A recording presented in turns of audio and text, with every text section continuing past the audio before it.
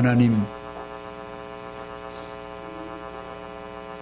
저희는 주 안에서, 은혜 안에서 한 것이 아무것도 없지만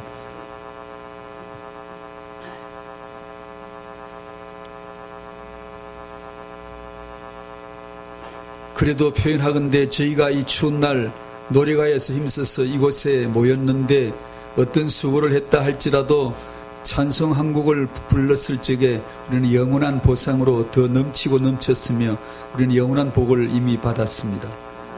찬송 부를 만한 힘이 있을 때, 호흡이 있을 때, 피가 돌아갈 때, 마음의 열정이 있을 때, 온전한 영광, 온전한 찬양을 부를 때, 예배할 때 참으로 성령 감동을 따르게 하시고 그 성령 인도를 받는 저희들 되게 해주시기를 기도합니다. 일평생 찬송 한 번만 불렀어도 영원히 복받은 자인데 저희가 이 자리에서 부른 찬송만 해도 몇 곡이 됩니다. 감사하고 감사하고 감사합니다.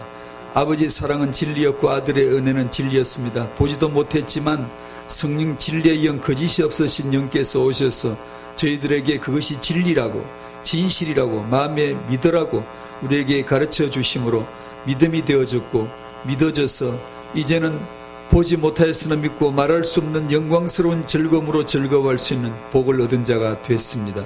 그래서 이 시간도 예배하오니 하나님 아버지, 저희는 이제 받을 복을 다 받았습니다. 예배도 드렸고 찬송도 드렸고 기도도 하고 이미 복을 다 받았사오니 하나님께서 스스로 오셔서 스스로 나타내시고 하나님의 말씀을 스스로 드러내 주시옵시고 우리로 하여금 그 은혜를 볼 수 있도록 축복해 주시기를 기도하오며 하나님의 계획이 이루어지게 하여 주시옵소서. 인생의 시간표를 주장하시는 하나님, 그 시점, 정확한 시점의 만남의 시간표를 예비하신 하나님, 오늘 이 시간을 위하여 예비하신 말씀이 뭔지 모르지만 하나님이 말씀해 주시고 우리가 들려지도록 은혜를 주시옵소서. 감사하며 예수님의 이름으로 기도하옵나이다. 아멘. 학원복음화 제3과 빌레몬 1장인데 빌레몬 범죄자였던 오네시모 1장 8절에서 22절 빌레몬 1장밖에 없는데 내용 거의 다가 이 얘기예요. 오늘 3과에 나온 본문이 거의 다 차지하는데 너무나 이 이야기는 너무나 잘 아시죠. 로마의 감옥에 갇혀 있는 바울, 빌레몬 1장 1절에 그리스도 예수를 위하여 갇힌 자 된 바울이라고 소개하고 있잖아요. 갇혀 있잖아요. 로마 감옥에 갇힌 바울. 감옥 안에서 누구를 만났죠? 오네시모. 이 종이, 이 악한 죄인이 감옥 안에서 전도자 바울을 만난 거예요. 이야기는 저희 얘기이기도 한데 우리 다 우리 얘기잖아요. 우리 각자 이야기. 우리가 하나님 만났으면 이 스토리가 다 있잖아요. 아까 우리 이정숙 목사님이 청년 때 방황한 얘기, 교회 차인별 얘기, 돌아와 그 찬송가 525장인가 그 찬송가 불렀잖아요. 오네시모는 주인을 덩쳐먹고 죄짓고 도망쳐서 잡혀가지고 감옥에 들어갔는데 거기서 교회 차인별 소리 돌아와가 울릴 줄 누가 알았겠어요. 그 자리가 감옥에 간 게 아니고 하나님이 불러들인 거잖아요. 제가 왜 그날 저녁에 그 모임에 갔을까? 안 갈 모임이거든요. 반강제로 억지로 안 가면 안 되게 몰아줬는데 가서 그날 예수님 만났거든요. 이 오네시모는 각자에게 자기 스토리가 있을 거 아니에요. 여러분은 어디서 전도자를 만났습니까? 전도자를 만나는 길도 참 가지가지. 감옥에 갇혔는데 바울을 만난 거예요. 제가 그날 그 모임에 갔는데 예수님 만난 거예요. 간음 중에 잡혀서 머리채 잡혀서 질질 끌려왔는데 예수님 만날 줄 누가 알았겠어요? 요한복음 8장에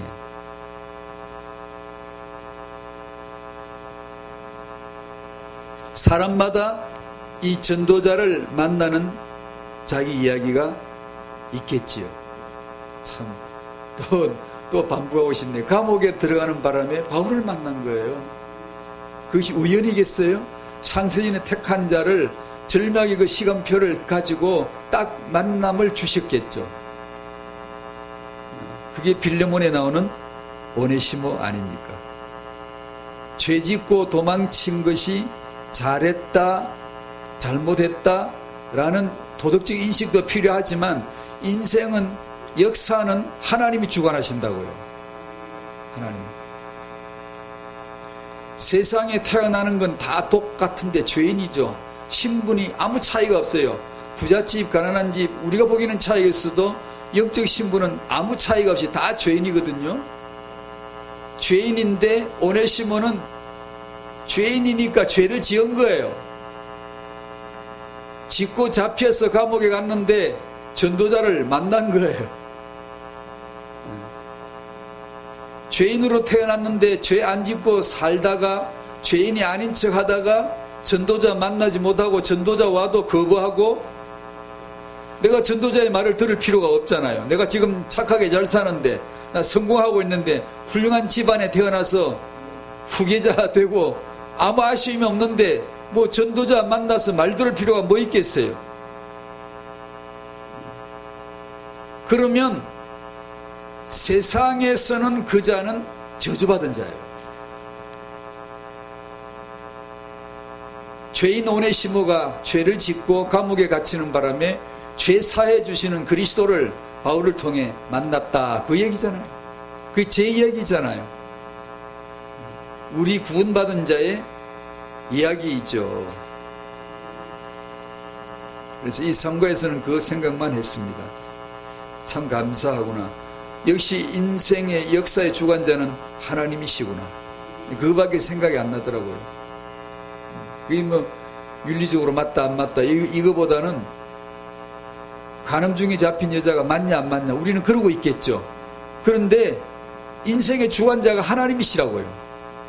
예수님에게 인도받는 그 길이었다고. 그게요. 참 묘하죠. 성경적 태영아 축복 두 번째인데, 말씀을 몇 마디 이렇게 같이 나누도록 하겠습니다. 첫 번째는 지난주 메시지를 요약해서 좀 정리를 했고요. 하나님의 비전 그리스도와 후대, 그리스도와 후대라고 정리를 했습니다. 그리스도는 하늘 복의 시작이라면 타영하는 땅의 축복의 시작이다. 그리스도는 기원이라면 타영하는 분기점이라고 보면 좋겠다. 그리스도는 생명의 근원이라면 타영하는 생명이 이 땅에서의 생육의 출발일 것이다. 그러므로 참으로 소중하다라는 의미를 담고 싶었습니다. 2번이 지난주 내용에 이어져 오는 것인데, 역시 사입이 자라나는 자녀에게 가장 필요한 사랑은 부모의 사랑일 거예요. 그죠? 부모가 있어 자식이 있고 부모의 사랑이 있어 양육받는 게 맞잖아요. 이 자녀에게 가장 필요한 것이 부모의 사랑이겠죠. 사랑해 주시는 부모이겠죠. 이 아이에게 가장 위험이 뭘까요? 부모의 자기중심의 사랑이겠죠. 만약에 진리가 없다면, 하나님의 영원한 기준을 갖고 있지 못하다면, 왜 내가 결혼했을까, 임신했을까, 육아하고 있을까에 대한 하나님의 계획을 모른다면, 그 사랑이 오히려 가장 사랑이니까, 아이에게는 가장 필요하니까, 그것이 진리가 없이는 가장 위험한 도구가 될 수밖에 없겠죠. 그런 면에서 사입이라는 내용을 붙였습니다. 반드시 필요한데 이것이 그리스도 안에 있지 아니하면 가장 위험한 가짜일 수 있다라는 뜻에서 2번 부모 중심의 타영아 축복은 사입이 축복으로서 주의해야 된다.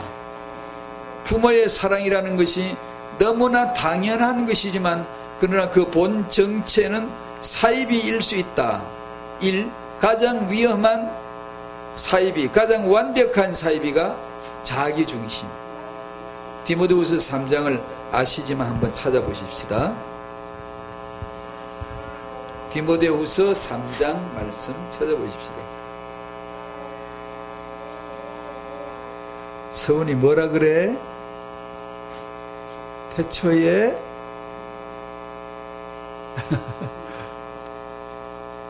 디모데후서 3장 1절 2절 같이 읽죠. 시작. 너는 이것을 알라. 말세에 고통하는 때가 이르러 사람들이 자기를 사랑하며 돈을 사랑하며 자랑하며 교만하며 비방하며 부모를 거역하며 감사하지 아니하며 거룩하지 아니하며.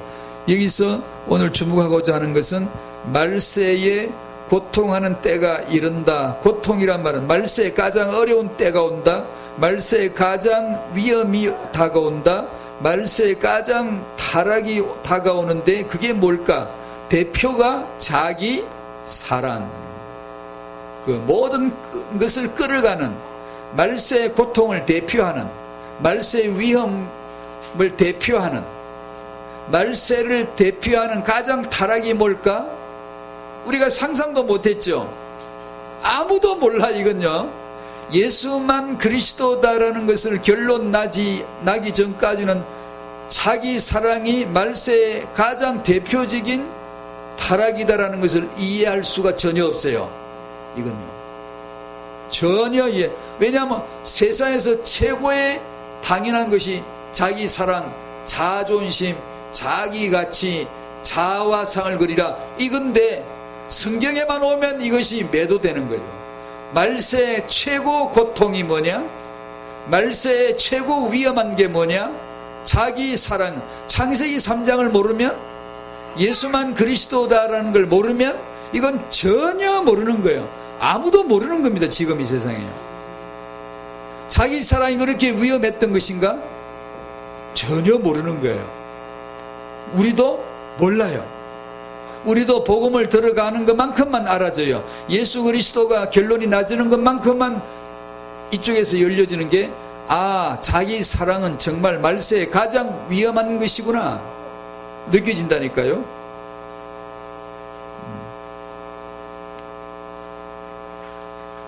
사람이 자기를 사랑하는 것이 왜 죄가 되는지 모른다니까요. 이거는 아무도 모른다니까요. 숨겨져 있는, 아무도 모르는 것이에요. 세상에서 가장 크고 센 우상이 자기 우상이요, 자기 우상, 세상에서 가장 인기 있는 것이 인본주의요, 인본주의에서는 심리학이고, 심리학에서 가장 내세우는 것 중에 몇 가지 주제가 자존감이라는 거예요. 이거는 어느 교육에나 어느 종교에나 어느 저명인사나 어느 누구라도 휴머니즘이다, 휴머니티하다, 좀 인권적이다, 사람을 사랑한다라는 사람은 반드시 쓰는 주제가 자존감이에요. 반드시 씁니다. 심지어 교회에서도, 설교에서도, 기독교, 현대 기독교에서도 사람들의 자존감을 심어주는, 자존감 있게 해주려고 하는 내용들이 엄청 많습니다. 엄청. 잠식 때 들어온 것이죠. 심리학적으로 말하면 칼 로저스의 심리학인데 자존감이라는 것을 얘기했죠. 이것이 예를 들어 예전에 미국의 유명한 그 로버트 슐러 같은 목사님은 자존감 일으켜주는데 최고의 명설교자였거든요. 힘주고 자존감 세워주고 최고다 그러고, 심지어 그분은 설교할 때 지옥이란, 물론 문학적으로 표현일 수도 있지만 지옥이란 지옥을 말하는 게 아니라 인간이 자존감을 잃어버린 그것이 지옥이다라고 말할 정도로 자존감을 최고로 친 사람입니다. 그러나 다 무너졌죠. 본인도 무너졌고 교회도 무너졌고 다 무너졌어요. 사람은 자기 사랑, 자기 자아 이해, 자기 가치를 찾아서 해답을 얻는 존재가 아니에요. 예수를 알기 전까지는 답을 모르는 거예요. 인간은요. 어디서나 인기 있는 게 자존감이에요. 그러나 이 자존감이 창세기 3장 허감에게서, 마귀에게서 나왔다는 걸 그 누가 알겠어요? 하와야 이거 먹어라, 하나님 같이 된다. 얼마나, 그보다 더 인간에게 자존감을 세워주는 게 어디 있겠어요? 이걸 심리학에서는 모른다니까요. 모르고 이것을 죄다 배워요. 이런 말은 제가 분석적으로 하라 그러면은 예를 들어서 분석을 하겠습니다만, 이런 자리에서는 다 그렇게 할 필요는 없고, 또 말하는 것이 크게 도움이 될 것 같지는 않지만, 현대 기독교 안의 설교는요, 이 칼 로저스의 심리학을 배운 사람이 아니고는 할 수 없는 설교들의 대부분요.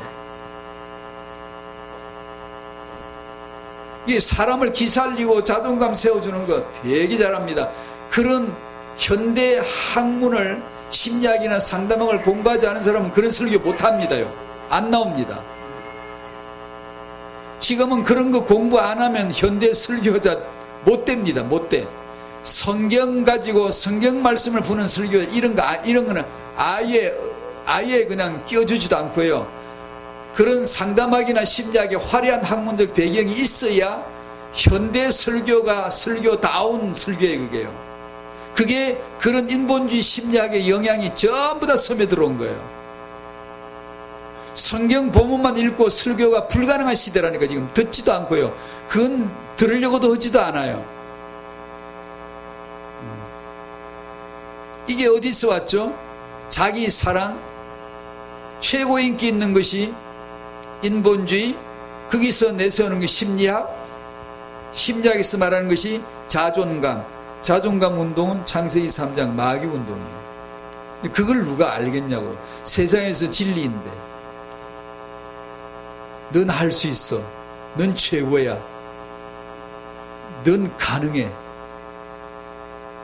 이 세상에서는 최고인데, 교육 현장 어딜 가도요, 선진 교육이 어딜 가도요, 엄지척 세웁니다. 넌 다 할 수 있어. 넌 최고야.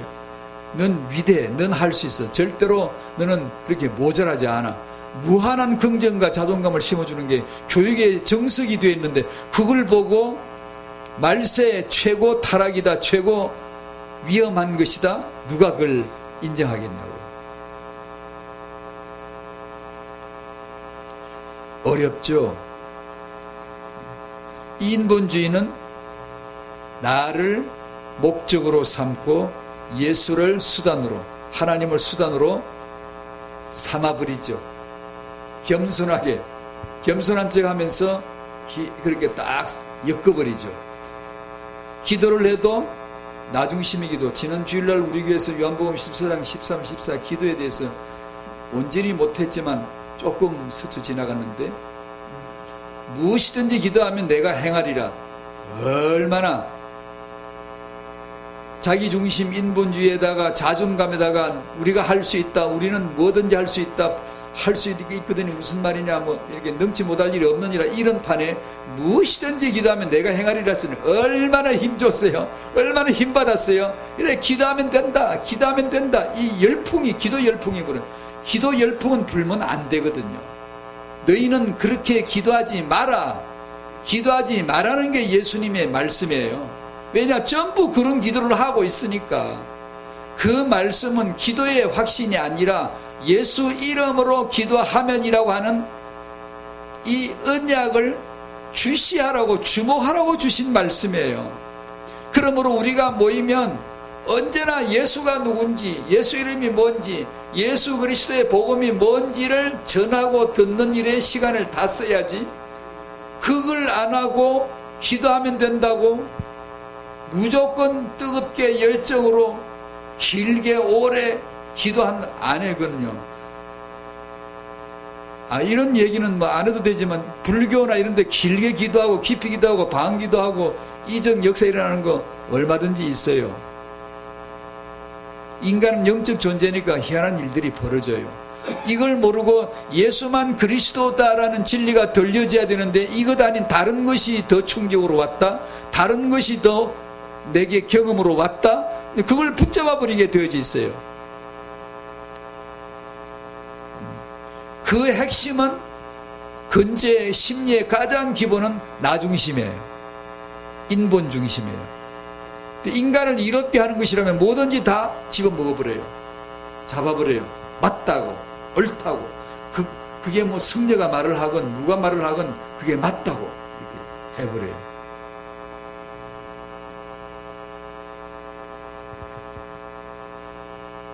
오직 예수 신앙으로 시작하는 것이 대가성 신앙으로 변질되는 것을 우리는 조심해야 됩니다.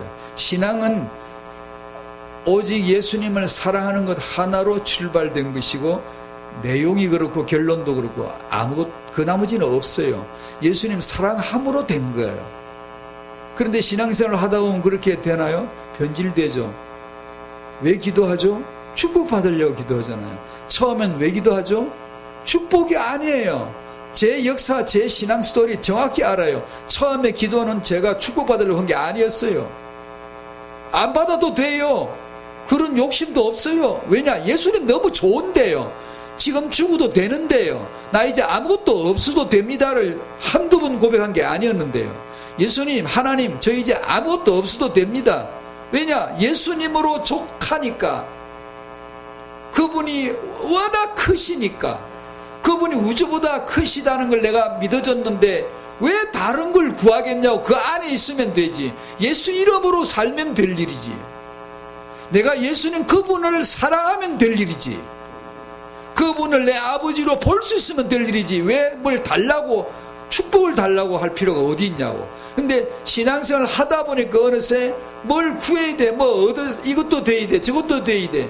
자꾸 이렇게 변질되더라니까요. 헌금 왜 하죠? 축복받으려고? 아니요. 처음엔 다 주님 겁니다.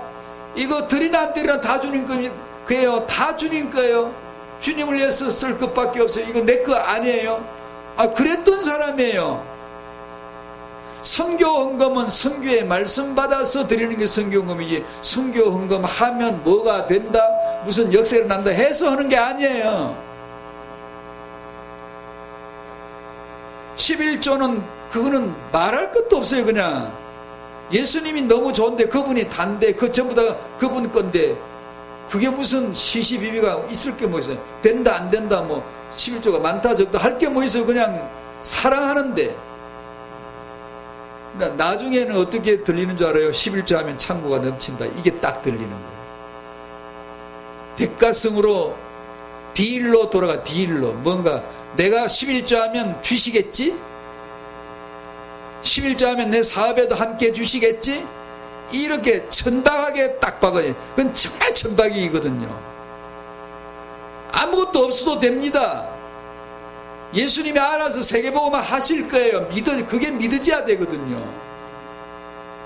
난 다만 말씀이 왔기 때문에 드리는 것 뿐이고 감사할 뿐이지, 내가 이 기도함으로 축복받아야 되고 내가 헌금함으로 축복받아야 되고 이런 게 전혀 아니네. 그런데 그런 신앙으로 변질되어져 가더라는 거죠. 제 자신이요. 그래서 아마 너는 처음 사랑을 잊지 말라고 하셨던 거 아닌가 싶기도 하네요. 처음에는 정말 아무것도 필요치 않았거든요. 그게 있어야 세계복음화 그런 거 아예 없었거든요. 왜냐? 하나님이 하실 건데 그분이 왜 안 하시겠어? 내가 그분을 아는 게 중요하지. 그 하나님을 온전히 바라보는 것만, 내 믿음만 있으면 됐지. 그분이 알아서 시작과 진행과 결론을 그분이 내실 텐데. 이게 변질되면 꼭 내가 뭘 해야 될 것 같아. 이게 신앙이. 내가 행하리라 아무리 그래도 그게 안 믿어지는 거예요. 초신자 때는 믿어졌거든요. 그게.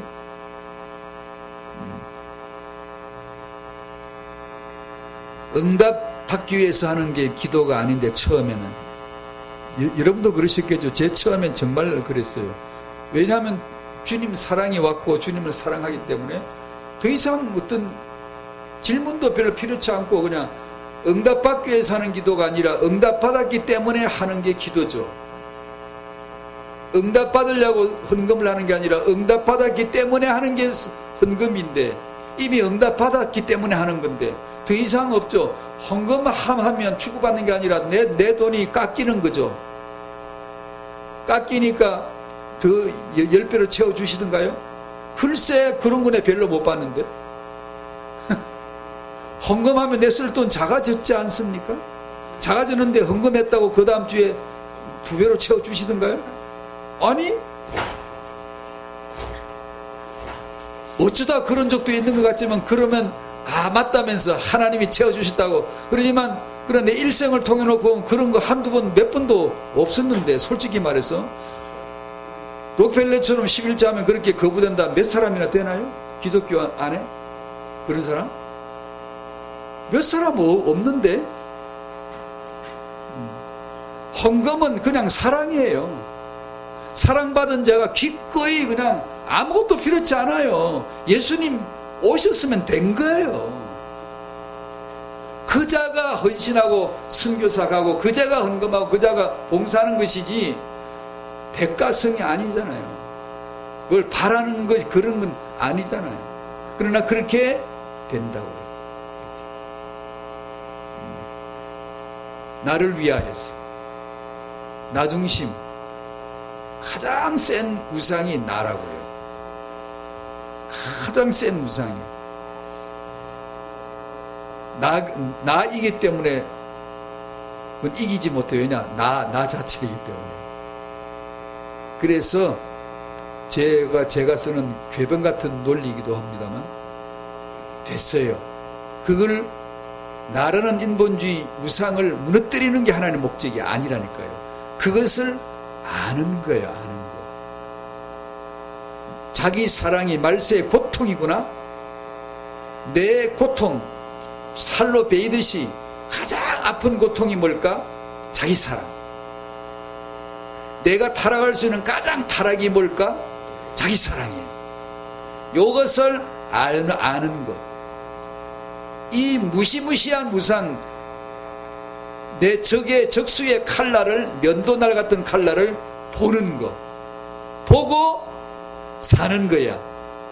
그러면 예수는 그리스도가 나와야 돼. 그냥 24시 예수는 그리스도야.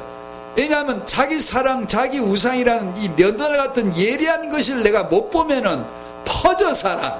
그냥 오직 예수는 그리스도 막 긋지 그러고 게으르게 기도할 생각 별로 없고. 기도가 뭔가요? 그냥 아버지 부르는 거죠. 아버지와의 소통이죠. 소통. 임재 함께함을 확인하는 거잖아요. 그런데 이 자기 사랑의 무시무시한 우상을 못 보면은 그냥 기도 안 해요. 찬송할 때 감동이 없어요. 저는 아까 찬송할 때 저는 환절기 때문에 숨이 가빠요. 알레르기 반응이 와가지고. 그러면 찬송도 못 부르겠어요. 호흡이 안 맞아서. 그래서 제가 속으로 기도했어요. 저 알레르기 오면 호흡이 안 맞아 찬송도 못 부르는데 지금은 괜찮으니까 이럴 때 한번 제대로 불러보자. 호흡이 안 맞으면 제대로 못 부르잖아요. 부르고 싶어도. 물론 마음으로야 부르지만. 그래서 호흡이 될 적에 잘 됐다. 이럴 때 내가 힘써 불러야지. 이럴 때 내가 정말 하나님을 앙망하고 찬송해야지. 언제 이런 찬송 부르겠나. 근데 또 숨가 빠지면 못 부르는데. 정말 그런 기도하면서 불렀다니까요.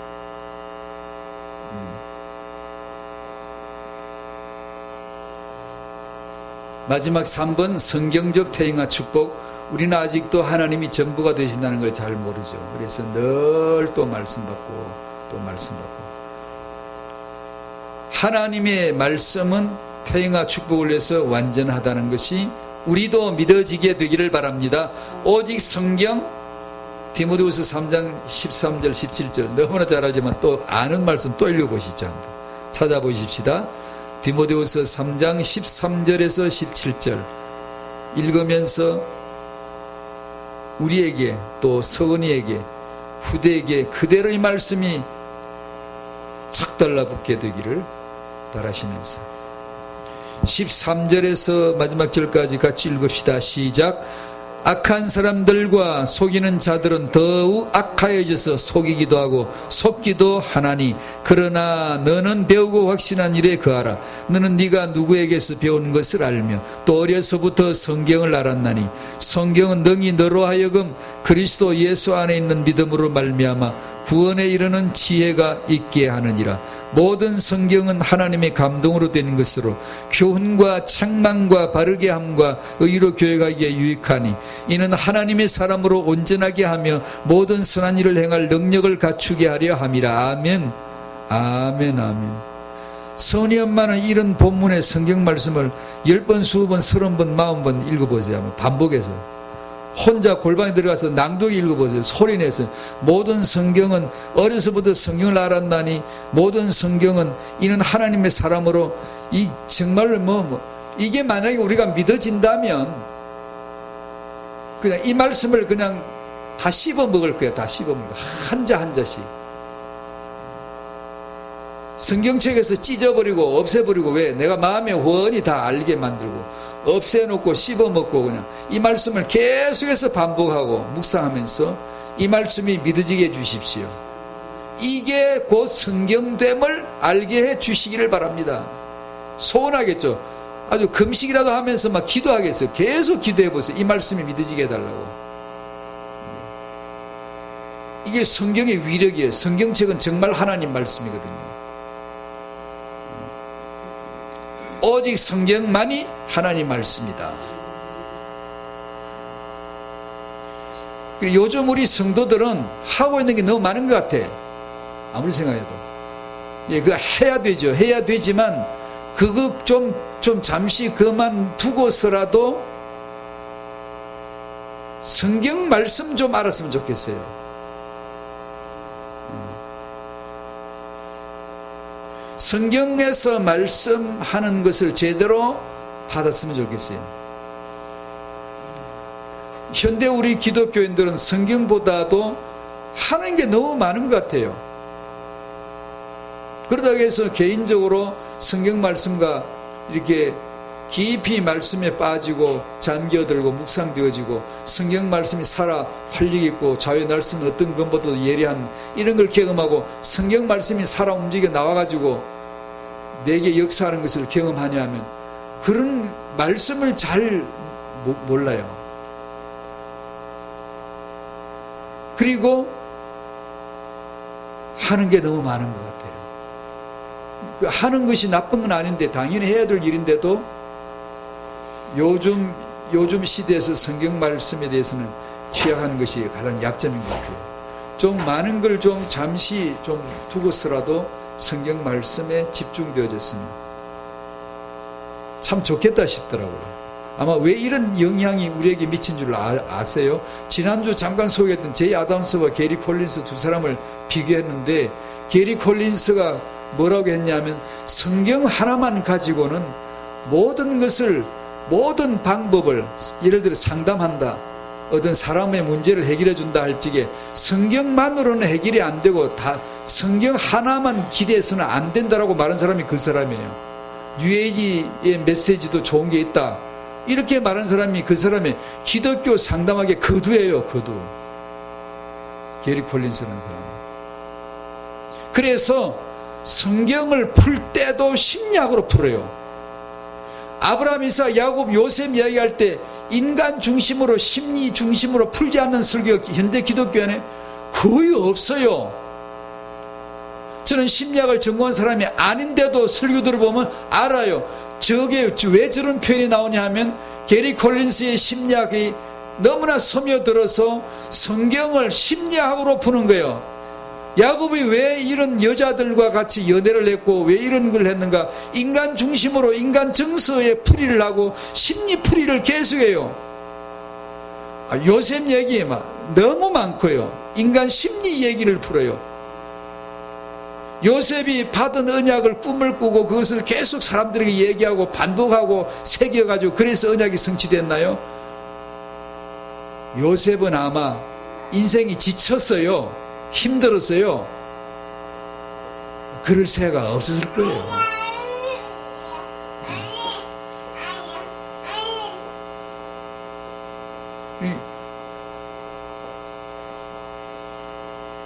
성경을 풀어주는 것이 심리학을 근거로 한 설교가 그렇게 많다고요. 모르겠어요. 제가 듣기로는 그렇게 들리거든요.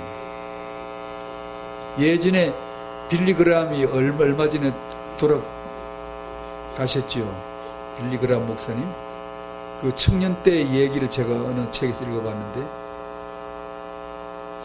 학생 때 성경이 안 믿어지고 그냥 이성으로 읽고 이성으로 생각하고 이렇게 신학생 때 같은데 그렇게만 이기고 있다. 어느 날 하나님의 내적인 음성을 들었대요. 내가 니만 또 못하겠냐? 네 이성보다 커. 내가 너의 이성만 못하겠니? 나는 너의 이성보다 커.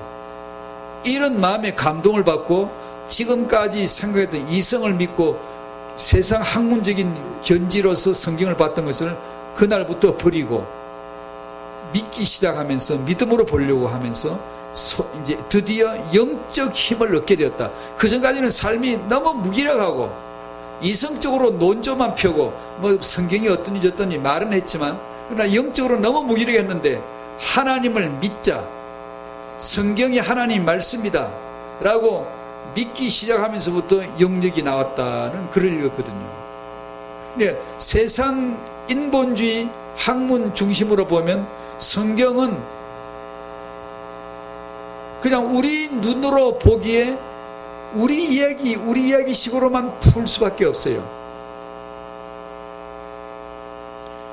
성경에 나오는 사람들만 그렇게 푸는 게 아니에요. 예수님도 심리적으로 풀어요.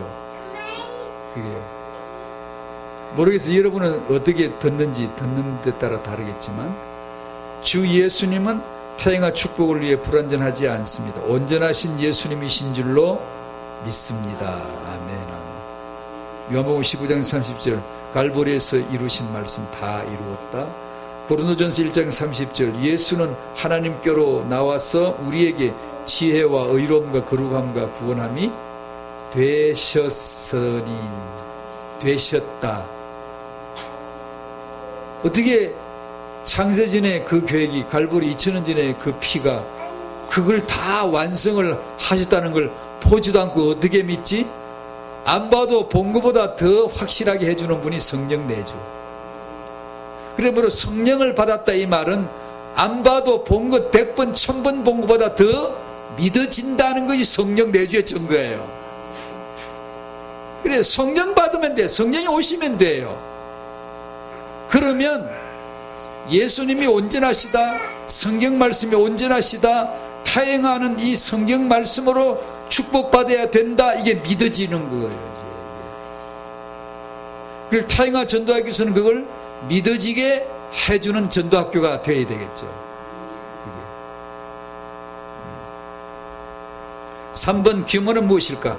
흔히 반듯한 것이라고 말하겠죠. 맞는 말이죠. 그러나 그 잣대로만 재면 안 됩니다. 지금 이 사람을 볼 때 규모가 별로 없는데 규모 없다. 아니에요. 그게 아니에요. 규모란 그 사람의 인생 역사를 통해 희노애락을 통하여 예수만 그리스도라는 그 어떤 도달점에 도달되도록 죽을 때 될지 앞으로 1년 후에 될지 앞으로 일주일 뒤에 될지 몰라요. 그곳에 도달되도록 이끌어 가시는 한 사람이 예수 그리스도를 알게 되는 그 순간이 되도록 데려가시는 과정이고 그것이 될 때 사람의 규모가 되는 거거든요. 그러니까 지금 우리 보기에 반듯한 사람도 오히려 그 영적 규모가 아직 미달될 수도 있고 어떤 사람은 지금 보기에 규모가 없어 보여도 규모가 없어 보이는 아이들이 있다 할지라도 오히려 예수가 그리스도 됨을 깨닫기에 좋은 지금 여정으로 가고 있을 수도 있기 때문에 우리가 인본 윤리 잣대로 재는 게 규모가 아닙니다. 그러니까 이 규모란 말은 우리가 지금 정할 필요가 없어요. 아, 저 사람은 규모가 있다 없다? 인본이겠죠. 사람이 볼 때 반듯하다 그러면 우리는 흔히 규모 있다 그랬잖아요. 그 규모 맞긴 맞아요. 그러나 성경에서는 그런 규모를 말하는 게 아니에요. 예수 그리스도를 알아가는 것, 알게 되어지는 것. 그러자니 인생은 역사가 되는 거죠. 그 인생은 역사가 되는데 그 역사 얘기가 얼마나 다양합니까? 어떤 사람은 내리막, 어떤 사람은 오르막, 어떤 사람은 절벽에 떨어져 있고 어떤 사람은 정상에 올라가고 막바지 8분응선에 도달되어 있는 것처럼 보이기도 하고. 그러나 이것이 결론에 도달되는 것은 오직 예수 그리스도 외에는 없거든요. 그리로 가는 것이죠. 그곳에 가면 그게 규모예요. 아무리 신사숙녀로 살아도 예수 못 만나고 지옥 가면 규모 없어요. 그런 면에서 우리가 자녀를 후대를 볼 때도 단정적으로 결정 지으면 안 된다고요. 어느 누구를 봐도 저 교회는 정말 규모가 있어. 아마 흔히 윤리적일 거예요. 그 불필요하다는 건 아니에요. 당연히 좋지만 그러나 규모가 그걸 말하는 게 아니에요. 그것만 아니라고. 자, 오늘 메시지는 1번은 하나님의 비전이 그리스도와 후대다라는 것이고, 자녀에게 가장 필요한 것이 부모의 사랑, 당연한 사랑이지만 자녀에게 가장 위험한 것이 부모의 사랑일 수도 있다. 부모의 자기중심. 그게 가장 맞는 것 같지만 가장 사이비일 수 있다. 그러므로 참된 성경적 축복이 오직 성경에 있으며 오직 말씀에 있고 오직 예수에게 있다. 그것이 규모다 라는 내용입니다.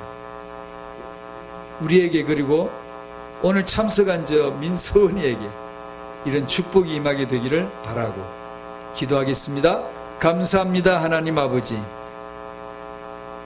말세의 가장 고통, 가장 타락한 것이 자기 사랑이란 알 수 없는 이 말씀 우리를 하여금 알게 해주시고, 오직 예수만이 그리스도라고 외치지 않으면 안 될 우리 영적 입장을 이해하게 하여 주시옵소서. 우리 후대들에게 오직 성경, 오직 말씀, 오직 예수만이 온전한 성경적 참 축복됨을 알고 이들에게 전달하고자 하는 그런 마음이 부모의 마음 되게 하여 주시고, 진리를 잃어버림으로 부모의 사랑이 자녀에게 가장 위험이 되지 않도록, 사이비 축복이 되지 않도록 우리를 지켜주시기를 기도합니다. 오늘 참석한 서원이가 성경 말씀을 받게 해주시고 성경 말씀으로 양육되어지도록 도와주셔서 이 아이가 오직 하나님의 사람으로 온전해지기를 축복하오니 함께하여 주시옵소서. 예수님의 이름으로 기도하옵나이다. 아멘.